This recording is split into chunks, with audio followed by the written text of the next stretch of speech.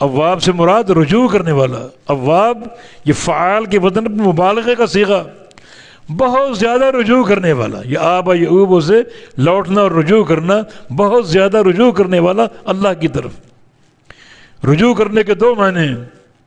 ایک معنی اللہ کی اطاعت کرنے والے، ہر اطاعت رجوع الی اللہ ہے. نماز کا وقت ہو نماز کے لیے مستعد ہو، یہ رجوع الی اللہ ہے.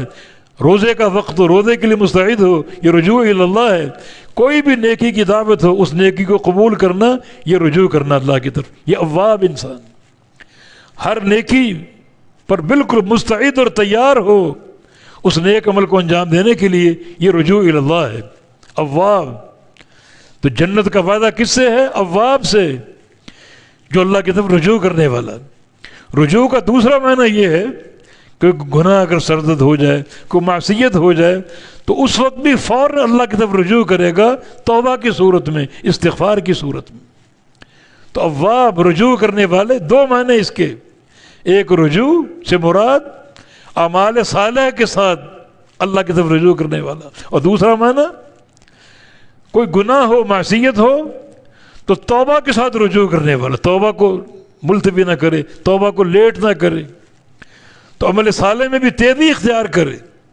جیسا کہ نبی علیہ السلام کی حدیث ہے، من ابطأ بعملہ لم یسرع بہ نسبہ، جس کا عمل آج سست اور کمزور ہو، اس کا کوئی حسب و نسب، اس کا مال و دولت اس کو قیامت کے دن تیز نہیں چلا سکے گا. قیامت کی تیزی آج عمل کی تیزی پر، یہ اواب ہے.